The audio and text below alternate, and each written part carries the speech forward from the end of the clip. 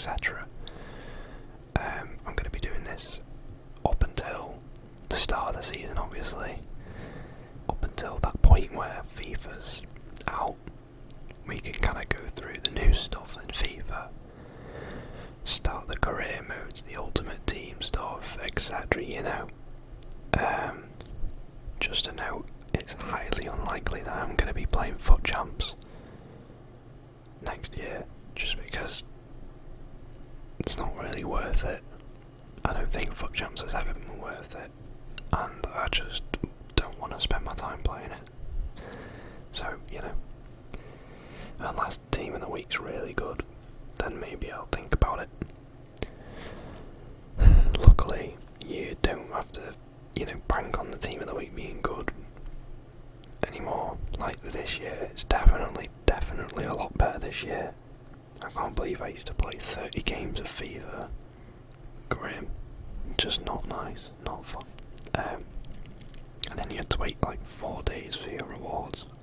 It was a terrible system, but it's fine. Now, I wanted to start this off by saying I don't know everything about every player, everything about every club, I think outside of Newcastle I'm pretty ignorant, and I do have to apologise for that. Newcastle is my life, Newcastle is everything to me, and anything outside of Newcastle does not interest me the slightest, apart from Real Madrid. I have to add. But yeah. Anyway, so as of today, which is the 29th of May, Aston Villa has been in talks with Sevilla over Diego Carlos. I think they've got a deal in place, and apparently, according to sources, not sure who, I can't remember off the top of my head, Diego Carlos is looking to be on £200,000 a week. Now, this was a target for Newcastle in January. We came back for an offer of like 40 million. They said we want 50. We gave them 50. They wanted 60, and we told them to fuck off, basically. And then Villa have come along, signed him for I think 40 million, which is fair enough. 200k a week, a lot over how much we would be willing to offer someone per week. We're not looking to upset the wage structure. We only got took over in October.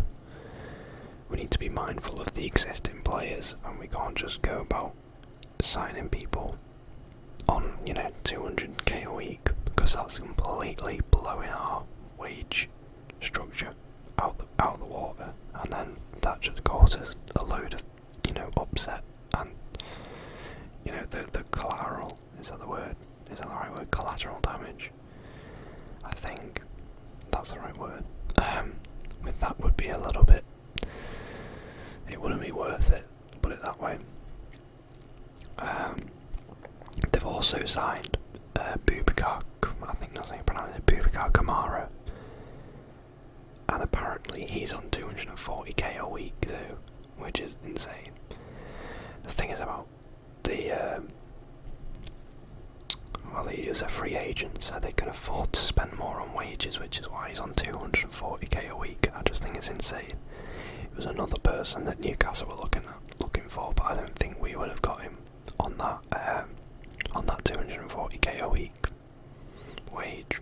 It's just incredible that people get actually willingly pay people that. Yeah. Antonio Rudiger is apparently going to Real Madrid, but as of today, Chelsea are on the verge of getting taken over. I think it's going to go through on Monday, and Monday I think is tomorrow, because it's 2 o'clock in the morning.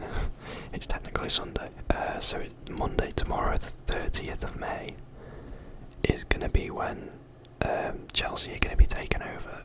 Now, I don't know if Chelsea can offer a contract to him now that they've been taken over. Then again, I don't know whether he'd want to resign. That's up to him, obviously. Personally, I'd move on to not Bayern Munich, sorry, Real Madrid. It's an amazing club. It's a prestigious club. You've got Alaba playing centre back, who he's done a good job as centre back, but I think he could probably do a better job elsewhere. Because I don't think he's naturally a centre back. I think he's quite small, and also, I think he's played left back at Bayern Munich for, well, however long. Speaking of Bayern Munich, Sadio Mane is apparently going to go from Liverpool to Bayern Munich, and I'm hearing 30 million-ish plus add-ons. Not sure about the wage. Now this would be a great signing for Bayern Munich, but they've got plenty of wingers already at the club. They need to be offloading, and one of them, just off the top of my head, you've got Gnabry, you've got Sane, and you've got Koeman, and now they're three key players for Bayern Munich. Like PSG, sorry, not PSG, like Bayern Munich, Kingsley Coman, he scored that goal against PSG. I can't remember what it was for. It may have been for the Champions League final or semi-final or something like that.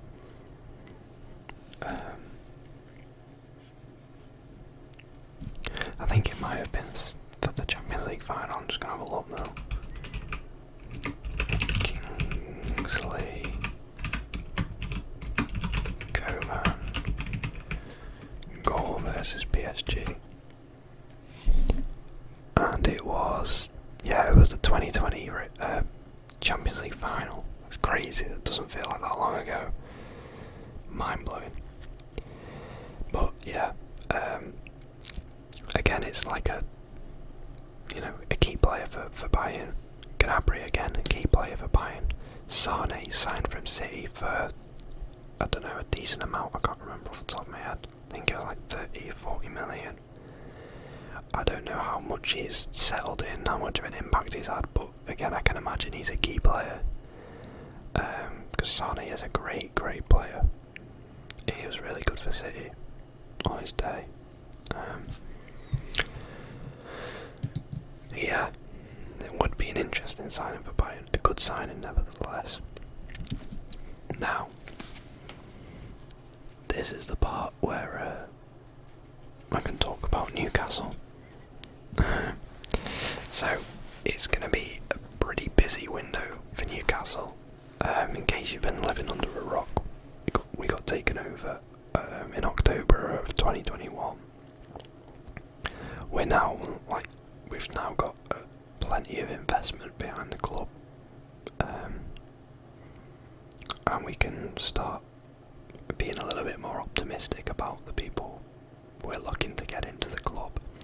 Previously, we were looking at players like Hamza Chowdhury on loan. Turns out, apparently, we couldn't even afford the loan fee for Hamza Chowdhury, and we've come a long way. We've come a long way from there because we signed Bruno Guimaraes for 40 million in January, which is brilliant. Absolutely incredible signing. Absolutely delighted with him. But we're actually looking, apparently, and you got to take these with a pinch of salt, because there's going to be a lot of articles written about Newcastle because they see us as this new Manchester City. We've got all this money to spend, and it's a process. It's not going to be. We're not going to splash out 8 million on 3 different players. It's going to be thought about because we've got to consider FFP now.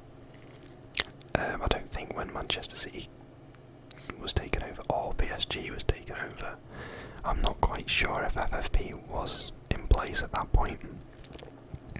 So they were free to sign whoever they wanted, whereas we need to be a little bit more careful about who we buy. I know I've heard we're looking to get Tarkowski in from Burnley on a free. Again, Christian Eriksen, we're looking to get it on a free apparently.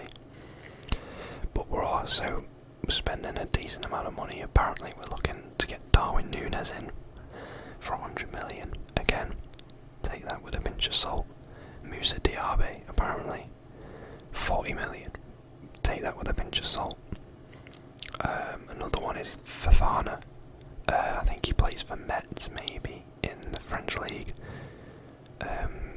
Most people know him off of FIFA. We're looking to get him in, apparently for 50 million. Lucas Paqueta, 50 million. All these people.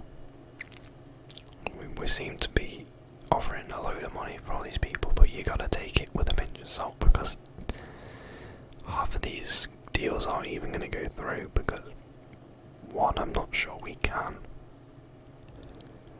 actually, I'm sure we can actually sign them, because we need to be thinking about FFP. But if I was to pick, out of the list I have in front of me, which is Renan Lodi, Matt Target, Lucas Paqueta, Darwin Núñez, Christian Eriksen, Moussa Diaby, Sven Botman, Tarkowski, and Fofana. My main ones I'd want to be is, I think Renan Lodi just edges it over Matt Target, and that's because Renan Lodi has got a higher ceiling. Definitely though, someone who can take us to the next level when we get there. I'd take Lucas Paqueta, Darwin Núñez, and then I'd probably, if possible, take Moussa Diaby and Sven Botman. If not, I'd just take Tarkowski. I'm not sure about Fofana, to be honest. The midfield's pretty strong, so I'm not sure where he'd slot in. Manchester United are also interested in Darwin Núñez, but if I was Darwin Núñez, I think I would rather go to Newcastle, because I think he guaranteed play time. But then again, Manchester United have the pull of A, Cristiano Ronaldo, and B, European football. I think they qualified for the Europa League. But yeah, I'm not sure if that's of interest to Darwin Núñez. Final topic for this week is Kylian Mbappe staying at PSG, and I've got on my notes money lol. Yeah, he's been offered a fucking absolute shitload of money, and he stayed at PSG instead of going to Real Madrid. And to be honest, I think it's just it's a bit silly. There's stuff that PSG have given him, like say over the manager and say over transfers. That's not healthy. That's not healthy at all. I think that's ridiculous. I've never seen such ridiculous shit in my life. So strange. They've completely surrendered control of the club just to keep their star player. Fair play, fair enough. He's playing alongside Messi and potentially Neymar next year, although apparently Neymar is free for a transfer available. They're listening to offers. Some people have said that Newcastle are interested. Again, absolute bullshit. No chance. Are we looking to get Neymar in? We can't afford him. We can't afford his wages. He'd cause a massive upset in the wage structure. It's not happening. Not a fucking chance. Absolutely not. If he'd have gone to Real Madrid, this Mbappe I'm talking about, if he'd have gone to Real Madrid, he's got the chance to play against Benzema, who should be winning the Ballon d'Or this year. Should be winning the Ballon d'Or. He's got the chance to play alongside Benzema, establish himself as a hero for Real Madrid. He'll get a lot further in the Champions League, I'll tell you that. Real Madrid are serial winners of the Champions League. They've just won it tonight for the fifth time in the last 10 years. You gotta say fair fucking play to them.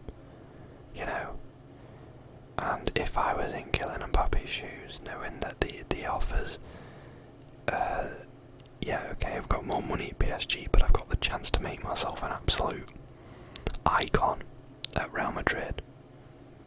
I'm going to Real Madrid every day of the week. You know that the fans are going to adore you. You know the fans are they're gonna be on your side. They're gonna, you know, you are their next star player. You are their next Ronaldo, I suppose. You know, their star player who plays there until, you know, the 30 odd.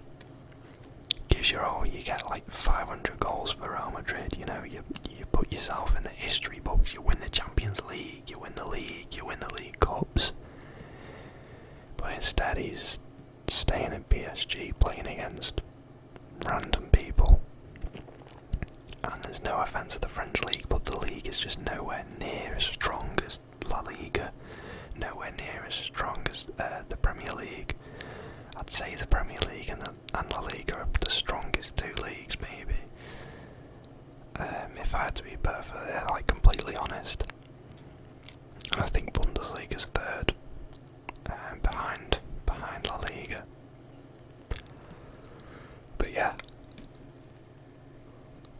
personally not happy with his decision there, but you know, fair play. He wants to get his bag. He can have his bag, and he can waste, you know, 2 or 3 years of his career, and then wonder maybe I should have taken that opportunity for Real Madrid. Who knows? He might get a career-ending injury, and then, you know, PSG have just wasted all their fucking money. But I highly doubt it. Kylian Mbappe is incredibly talented. Another thing to quickly mention is Haaland going to City. I think this is the end of the oligopoly of the Premier League and the start of the monopoly of the Premier League. The oligopoly being the top 4, or the top 3 really. It's only really between Liverpool, Manchester City and Chelsea. Other than that, you know, no one really has a chance.